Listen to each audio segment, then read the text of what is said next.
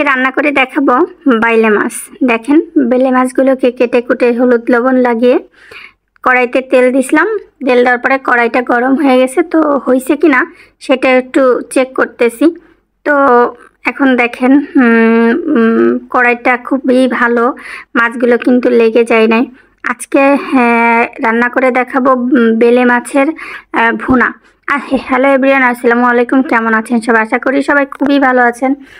তো যাই হোক, আসলে বেলে মাছটা না অনেক বড়, সেটা আসলে দেখতেও পাচ্ছেন। মাছগুলো খুবই বড় বড়। তো ফার্স্টে বেলে মাছ যেহেতু অনেক নরম, সবাই আমরা কম বেশি জানি, তো মাছগুলোকে সুন্দর করে তেলে আমরা ভেজে নিতেছি।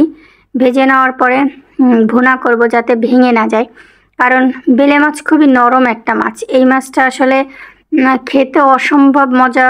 আর সেটা ভুনা করে খান বা ঝোল রান্না করে খান, যেভাবেই খান না কেন, আসলে এই মাছটা খাওয়ার মানে আমার অনেক পছন্দের মাছ।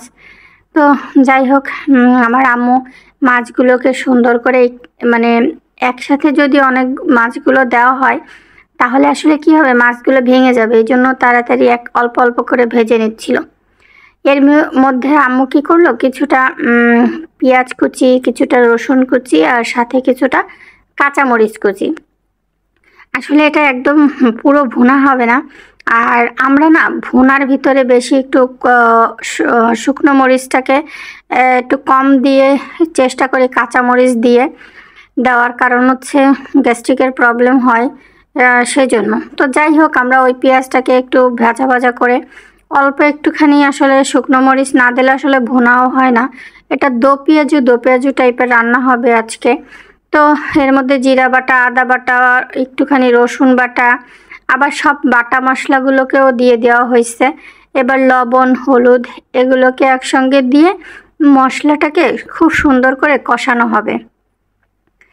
আসলে মাছের ভিতরে হয় কি, ভুনা টোনা যাই হোক না কেন, যে রান্না করেন না কেন, আসলে কষানোটা যদি সুন্দর হয় তারপরে আসলে সেই তরকারিটা খেতে অনেক মজা হয়। তো কি যে সুন্দর একটা ফ্লেভার আসতেছিল, এটা জাস্ট বলে বোঝানো যাবে না। আর কালারটাও জাস্ট দেখেন কত ইয়ামি হয়েছে। তো পরে আম্মু আবার একটুখানি পানি দিয়ে দিল, না হলে ভুনা হবে কি করে।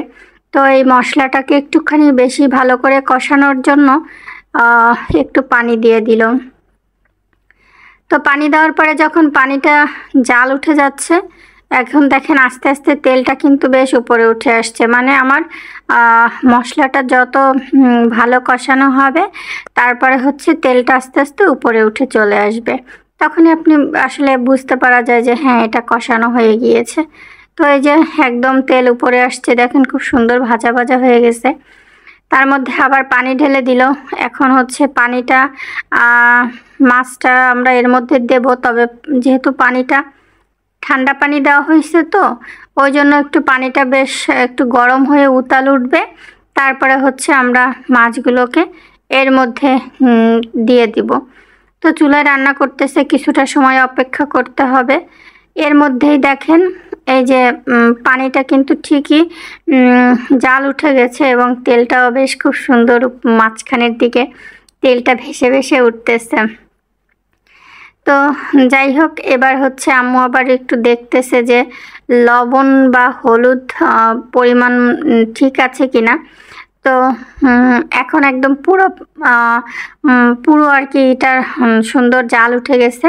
এইবার বাইলে মাছগুলো দিয়ে দিয়েছে, কারণ এটা বেশি সময় রান্না করলে তো বেলে মাছ বলতেছিলাম না যে একটু নরম থাকে, তো বেশি সময় এটা আবার রান্না করলে হবে কি, একদম হয়ে যাবে, মানে আলোয়ে যাবার মানে এটা আমাদের খুলনা ভাষা, মানে ভেঙে যাবে। তো সেই জন্য বেসিক্যালি এই মানে একটু অল্প রান্না করতে হবে আর কি। তো যাই হোক, এই হচ্ছে দেখেন বেশ আমার মাছটা রান্না করা হয়ে গিয়েছে প্রায়। এখন এই মাছটাকে হচ্ছে নামিয়ে নেব। তার আগে হচ্ছে আম্মু আবার বলতেছিল যে একটু ঝোল বেশি রয়েছে, তাইলে একটু ঝোলটাকে আর একটু টানাই নি, না হলে আবার খেতে হয়তো বা অতটাও মজা লাগবে না। তারপরে আম্মু আর একটু চুলায় জাল দিচ্ছিল। আসলে চুলায় এত সুন্দর জাল জ্বলতেছিল কি বলবো। যাই হোক, এইভাবে আমরা অনেক দিন পরে আসলে বেলে মাছটা খাবো। তো যাই হোক, বেলে মাছ রান্না করা কিন্তু অলরেডি আমার শেষ, কারণ উপরে তেল ভেসে উঠেছে, দেখতেই পাচ্ছেন।